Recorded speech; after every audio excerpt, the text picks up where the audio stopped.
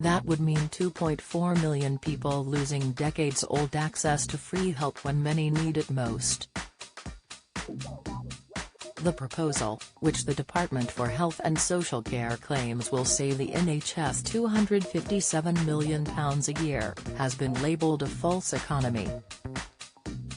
Activists said those least able to start paying £9.35 per item will suffer a devastating blow to their well-being, which will only increase the burden on health services.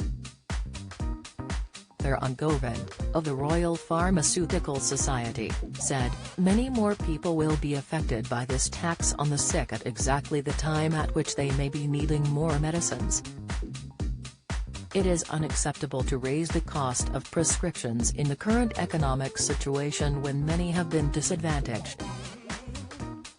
Such proposals will only further drive the health inequalities that have been highlighted by COVID-19. The proposal is the latest blow to older people. Many pensioners now have to find £159 for a TV license after 20 years of it being free, despite promises they would not have to pay." There are also fears the Treasury will end the triple lock, which guarantees the state pension rises by a minimum of 2.5%, the rate of inflation or average earnings growth, whichever is the largest. The 18-month COVID crisis, which has led to unprecedented taxpayer-funded spending and government borrowing, has also highlighted the scandal of a social care system that is unfit for purpose. The conundrum facing Prime Minister Boris Johnson, who on entering number 10 on July 24, 2019, said "We will fix the crisis in social care once and for all," is how he pays for it. A coalition of 25 organisations, led by Age UK, yesterday wrote to the Health Secretary demanding the controversial prescriptions proposal is dropped as it would penalise the most vulnerable. It was signed by leading charities including Asthma UK and the British Lung Foundation, and by the influential Royal College of General Practitioners. The protest laid bare their deep shared concern that scrapping free prescriptions for those aged 60 to 65 was likely to intensify existing health inequalities and have a catastrophic impact on older people.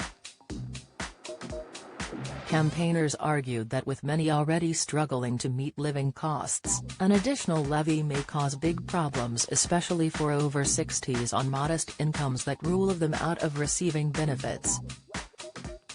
Professor Martin Marshall, chairman of the Royal College of General Practitioners, said, "We have always been supportive of any safe and sensible measures to reduce medication costs for patients and ensure equitable access. Introducing an additional cost for over-60s managing long-term health conditions will, albeit unintentionally, disproportionately affect a large group of patients who are on low incomes but just above the threshold for financial help. Many patients are already waiting longer for treatment or will have seen their health deteriorate as a result of the challenges of the past 18 months. This change will discourage patients who are financially less well off from managing their health and could mean they present to general practice when their problems are far worse." Professor Marshall added, "We urge the government to reconsider these proposals." The coalition warned that the proposals for short-term savings will end up costing the NHS more money. People aged 60 and over currently get free NHS prescriptions in England. In Scotland, Wales and Northern Ireland prescriptions are free regardless of age or means.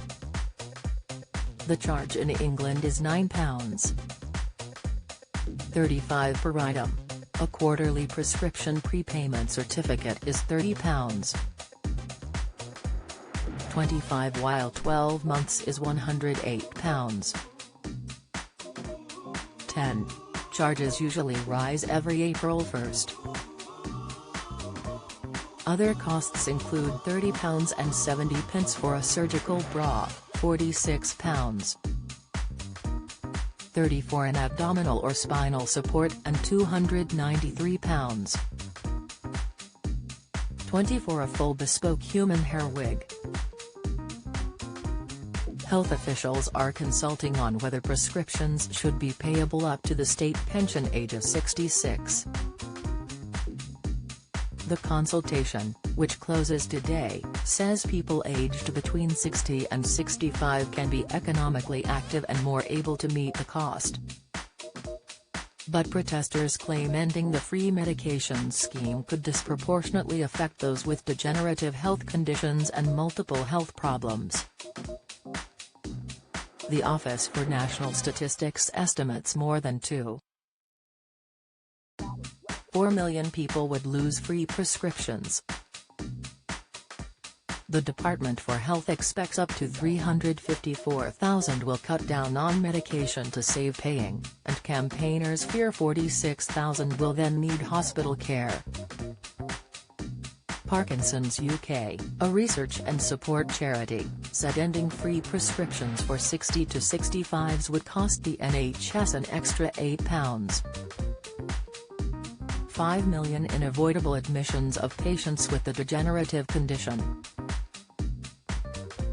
Caroline Abrahams, charity director at Age UK, said, "The money the government raises if it goes ahead with this proposal will be easily outweighed by the additional costs to the NHS if, as is predictable, some people fail to take their medication and become sicker, more quickly. This really is a bad idea that will hit people who are poorly and on modest incomes hardest of all. Once we reach our early to mid-60s, many of us are advised by our doctors to take medicines that are proven to keep potentially serious health conditions safely under control. Some people will be reluctant to act on symptoms or get a diagnosis, for fear they will be unable to afford long-term, symptom-relieving or even in some cases life-saving medication. The government should definitely think again." Dr. Jennifer Burns, president of the British Geriatrics Society said, "We are dismayed to hear the government is considering increasing the age at which people in England become eligible for free prescriptions. It is essential older people with multiple long-term conditions are able to access the medications they need to effectively manage their health." The government claims 90% of items dispensed on prescription are given free since children, adults on low incomes and cancer patients are exempt from paying charges. Prescriptions were free when the NHS began in 1948, but charges were introduced in the 1952 to plug gaps in funding.